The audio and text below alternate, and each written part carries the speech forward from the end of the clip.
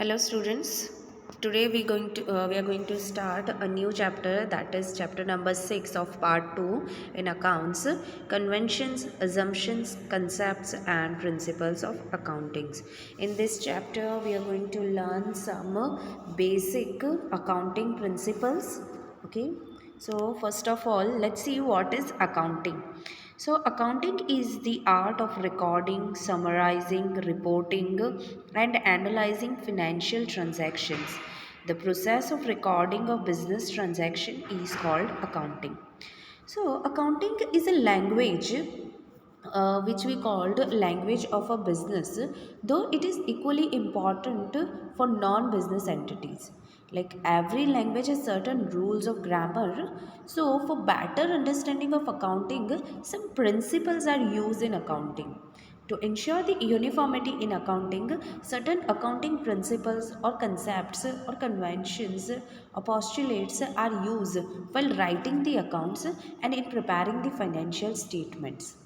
Now, as these principles are widely accepted and applied in practice by accountants, they are also known as generally accepted accounting principles, or in short, we can call them GAPP.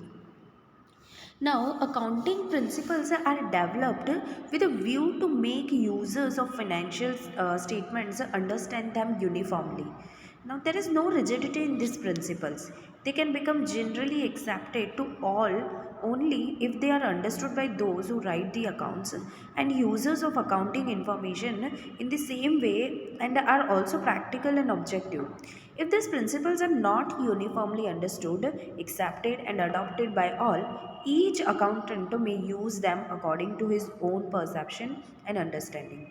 This can result into lack of uniformity and can distort the accounting information instead of such information becoming useful. So, therefore, it is essential that these basic accounting principles or concepts or conventions should be understood well by all. Accounting gets its theoretical and logical base on the strength of these principles. So, there are various accounting principles, and this is a generally accepted accounting principle. GAP-V refers to the rules or guidelines adopted for recording and reporting of business transactions in order to bring uniformity in preparation and presentation of financial statements. Now let's see which are the accounting principles which we are going to learn in these chapters. So here are the few basic principles which we are going to learn in this chapter. Business entity concept, money measurement, going concern, accounting period, cost concept, dual aspect, revenue recognition, matching concept, accrual, full disclosure, consistency, conservatism, materiality. Now let's see the first concept, that is going concern concept. Now in going concern concepts, we assumes that a business firm would continue to carry out its operation indefinitely. That is for fairly long period of time and would not be liquidated in the foreseeable future. This is an important assumption of accounting as it provides the very basis for showing the value of assets in the balance sheet. This is an important concept of accounting. When business is started, it is assumed that the same will continue for a very long period in future.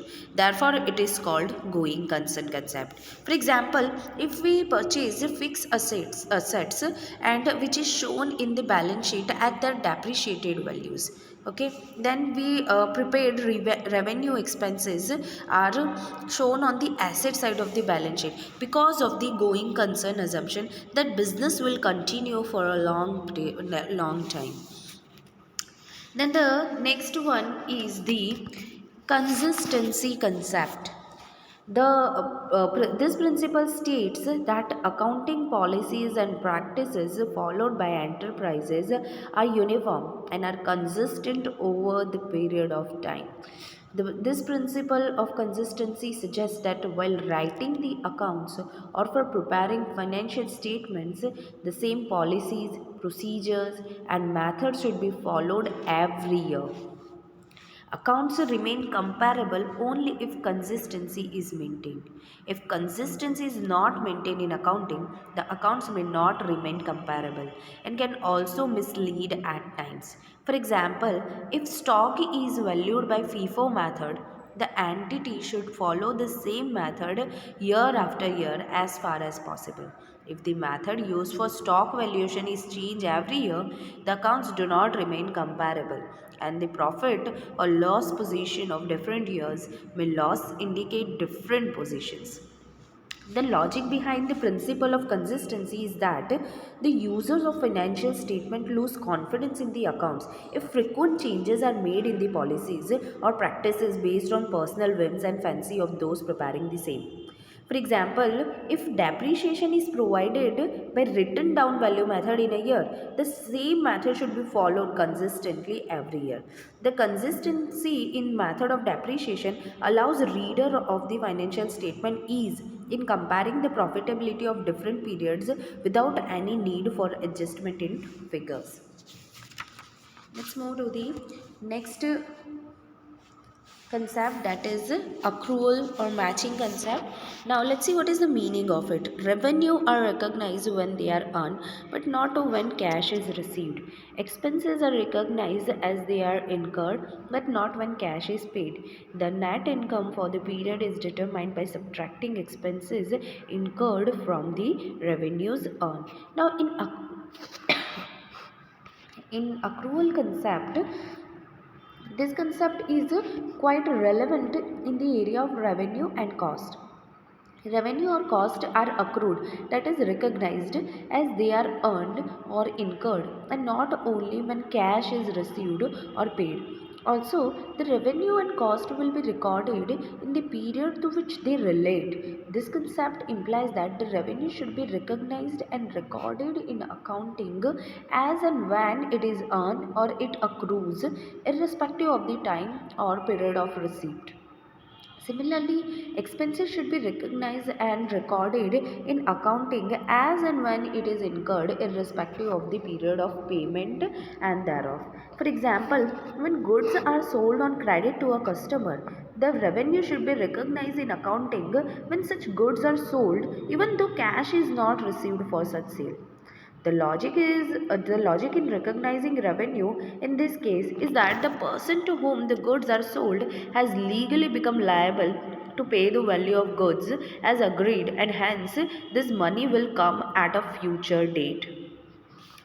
Next illustration, we can say that the salary payable for March 2016 will be treated as an expense for the month of March 2016, even if it is paid in April 2016, because the benefit of service of an employee is taken in the month of March, not in April. Now let's move to the next concept, that is a business entity concept. The other name of this is accounting entity concept. This concept assumes that owners and business are two different entities. It means that for the purpose of accounting, the business and its owner are to be treated as two separate identities. Now, for example, if we say that um, there is a one person, her name is Renuka Rajdev, and she is a proprietor of Messrs. Ahmedabad Corporation. Now, in this case, though Renuka Rajdev is the sole owner of Messrs. Ahmedabad Corporation, she will be treated as an entity separate from that of Messrs. Ahmedabad Corporation for the purpose of accounting. So, different accounts of her business and of her own is prepared according to this concept of business entity concept. Then, in partnership firm, other also the different name of the partners account will be prepared from the business. For example, when a college fee of a son of a proprietor is paid from the business entity, the drawings account of proprietor is debited with such amount. This statement is based on accounting entity concept as though proprietor is the sole owner of the business enterprise. For the purpose of accounting, owner and business are treated as two separate identities. Hence, if proprietor withdraws some money from the business for personal use, the business will debit such amount to proprietor's drawing account. Then, let's move to the next transaction, that is money measurement concept.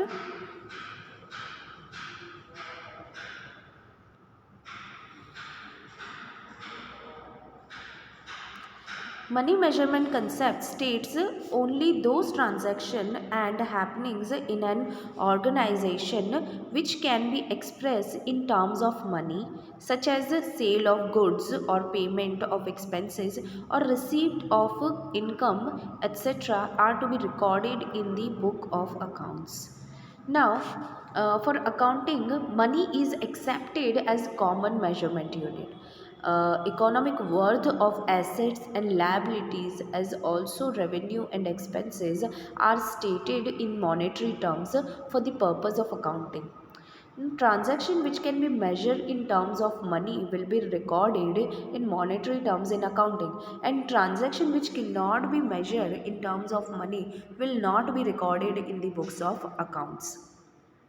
For example, if we purchase 5 chairs and 10 tables, the total amount paid or payable for these furniture items will be debited to furniture account. Though the quantity of chairs and tables may be recorded in narration of the transaction, the accounting entry will be based on monetary value of such items purchased.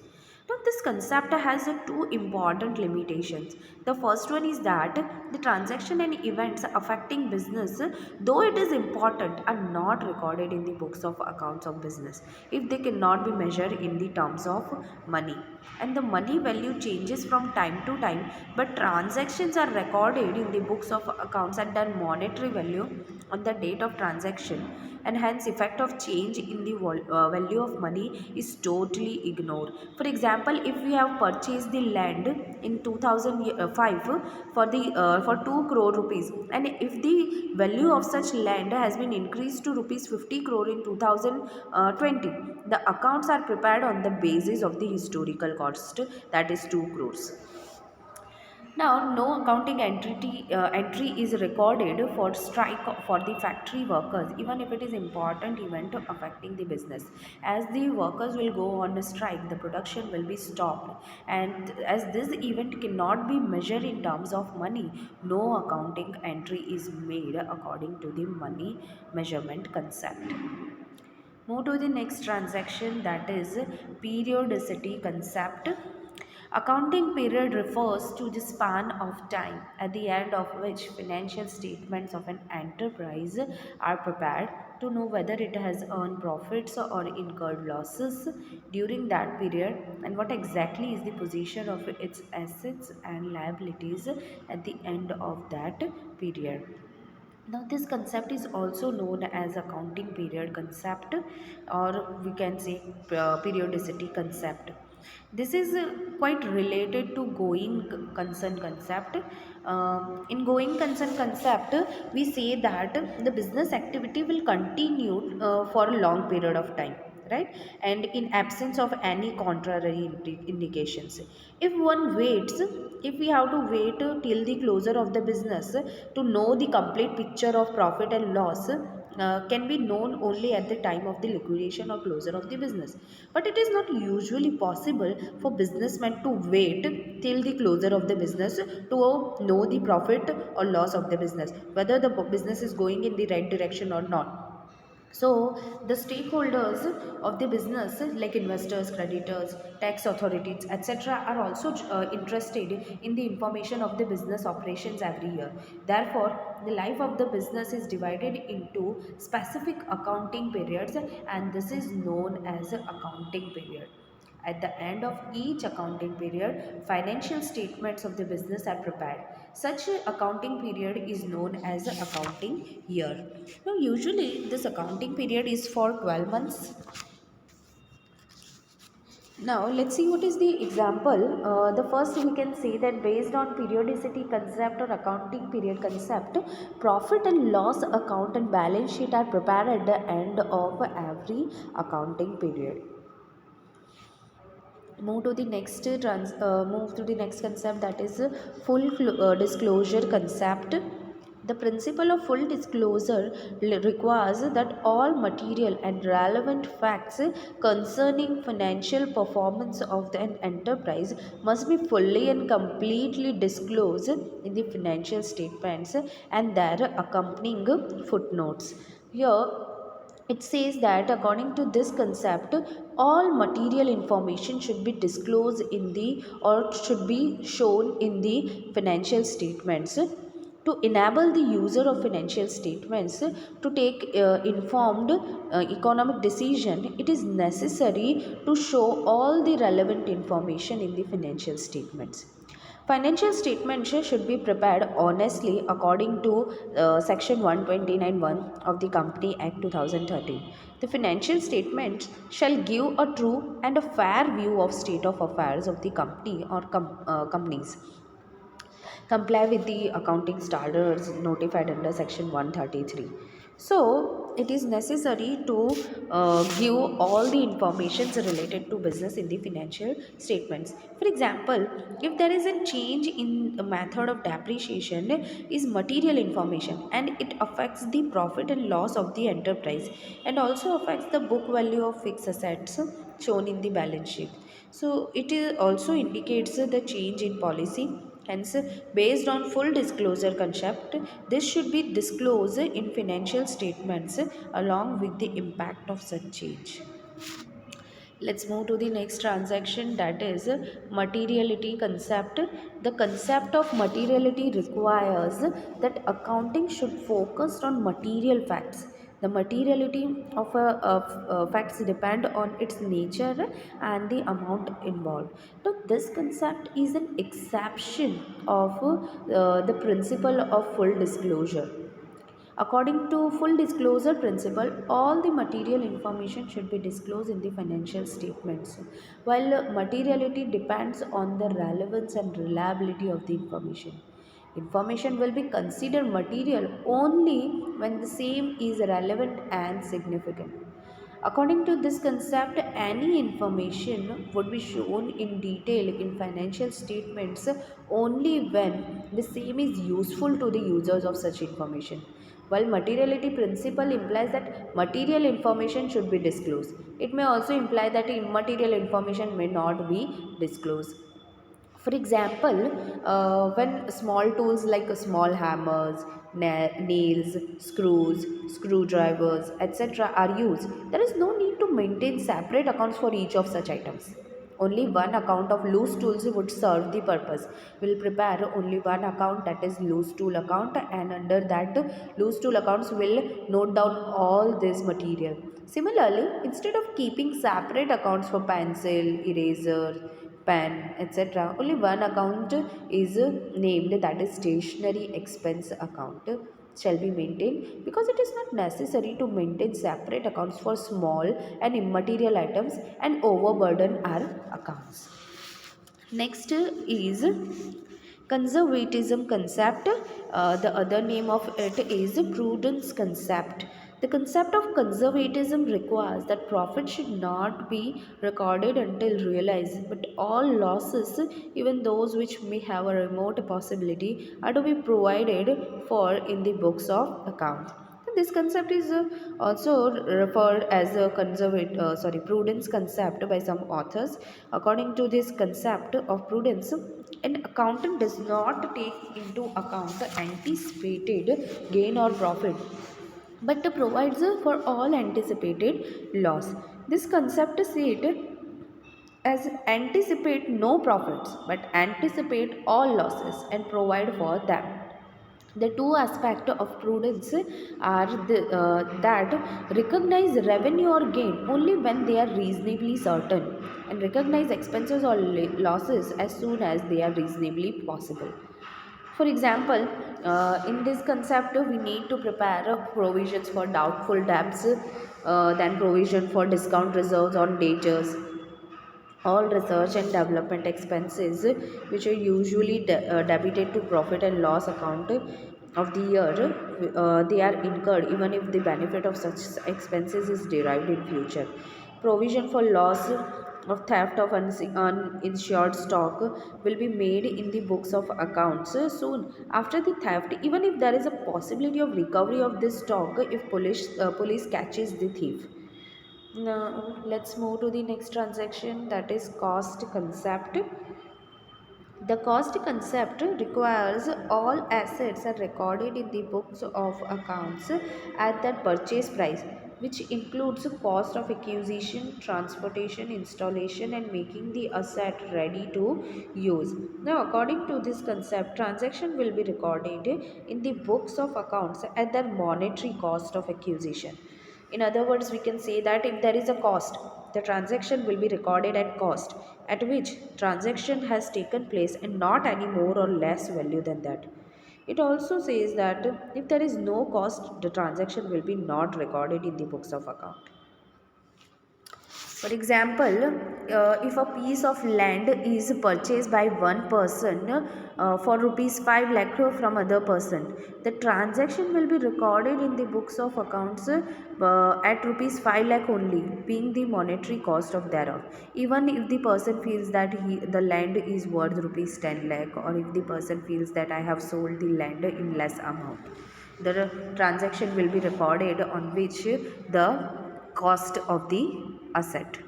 Now let's move to the next transaction, that is dual aspect concept. This concept is also referred to as duality concept. Dual aspect is the foundation or basic principle of accounting. This concept states that every transaction has a dual or twofold effect and should therefore be recorded at two places. In other words, at least two accounts will be involved in recording a transaction.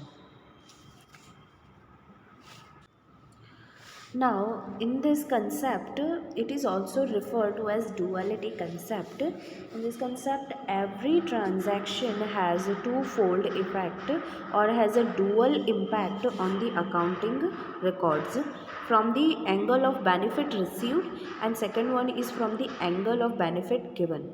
Let's see an example. If a furniture of rupees 10,000 is purchased for cash, and in this transaction furniture of rupees 10,000 is received and cash of rupees 10,000 is given, or it goes out of the business.